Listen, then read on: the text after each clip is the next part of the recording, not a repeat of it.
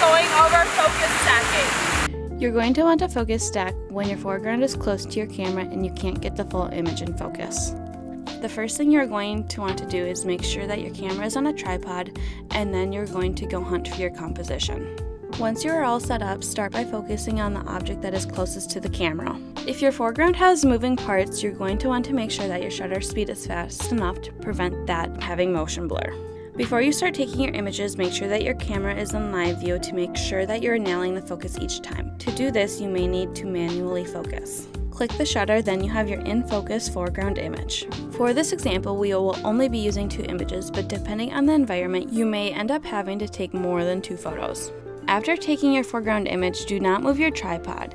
You're going to want to move your focus point to the next object in the photo. This may be midpoint. In this example, I put on an ND filter because I wanted to have the waterfall smooth. With this, I had to adjust my settings appropriately. Now that I have my 2 images, let's start in Lightroom.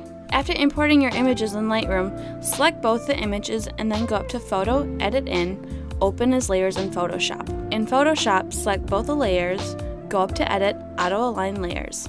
Have Auto selected and click OK. I like to edit with the in-focus background image on top of everything.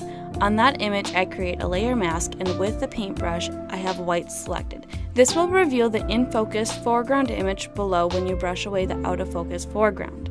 This may take some time to blend the images seamlessly. Play around with it until you get something you are happy with. As you're moving the focus throughout the image, it will cause the images to be slightly out of line. To fix this, you will just have to recrop the image to cut out the messy edges. After you crop the image, select Save, and it will save it to Lightroom. From this point, you can make your color adjustments and final edit. Thanks for watching this tutorial video. I hope to grow and get better at these in the future. Make sure to like, comment, and subscribe for more tutorials. You can also check out my photos on my Instagram. The link for that is in the description.